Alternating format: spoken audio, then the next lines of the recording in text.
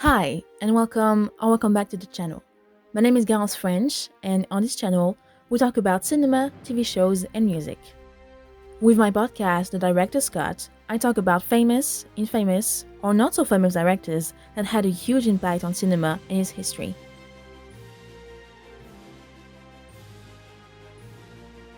For this episode, I want to focus on one-time and first-time director Angelica Garcia de Garcia Mancilla.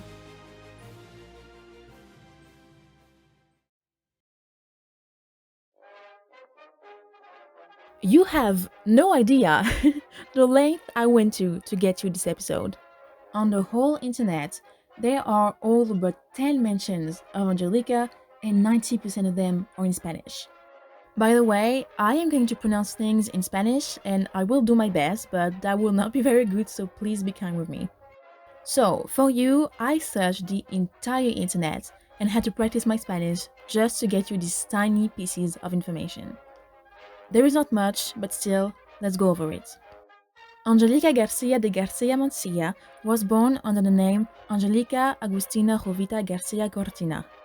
She was born on December 26, 1869 in Buenos Aires in Argentina. And she is technically the first female Argentinian director, although she might not always be credited as such.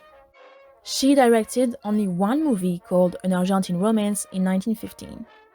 But the woman that is usually credited as the first female Argentinian director is Emilia Saleni. She directed the movie El Pañuelito de Clarita in 1917. If I understood well enough the Spanish document that I found, it's mostly because Angelica's movie was lost, so we don't really have any trace of it. But I did find what the movie was about, who played in it, and why it was made. But first, let's explore Angelica's life a little bit more, as this will help us understand the movie. Angelica's parents were Juan Agustin Avelino de la Mercedes Garcia Seon and Maria Gregoria Jovita Cortina Diego. She had two brothers, Juan and Julio. On April 11, 1887, she married Manuel José Garcia Mancilla in Buenos Aires. With him, she had two sons and six daughters, one of them being Jovita.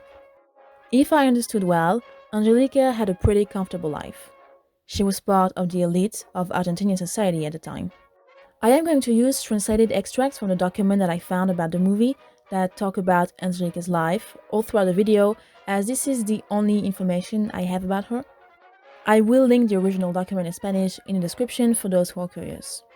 Director Garcia Mancilla belonged to a renowned traditional family within the elite, since she was a sister of the historian and sociologist José Agustín García, the author of The Indian City, and had married in 1887 the military man Manuel Garcia Mancilla.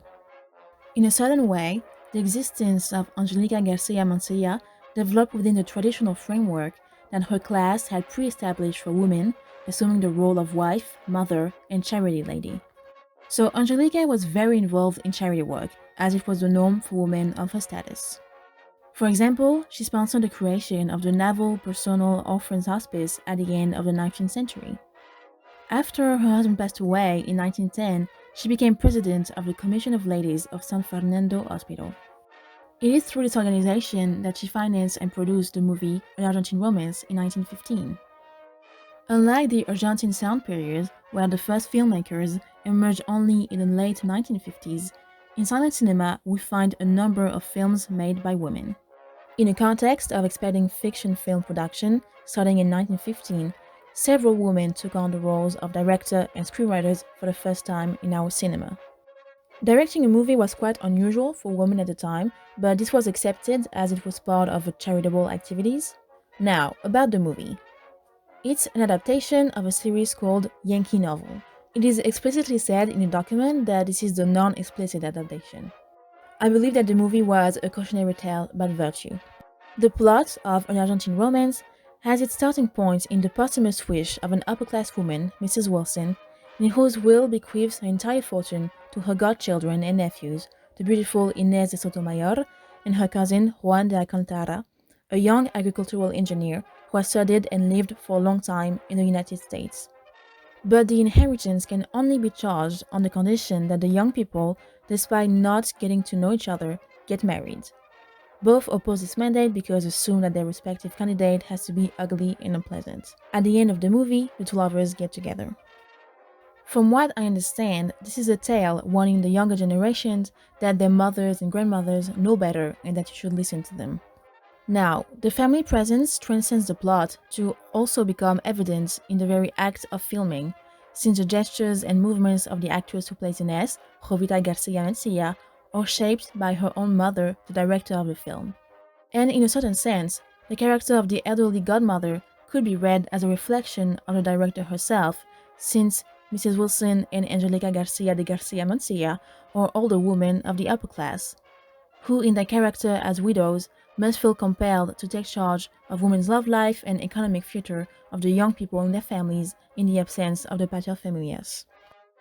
Angelica passed away on July 2nd, 1931 at the age of 61. So that's about it. That's all I found about the life and career of Angelica.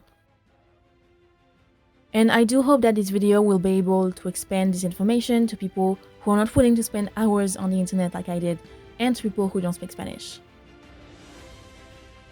On this note, thank you for watching this video, and I will see you soon with even more director biographies.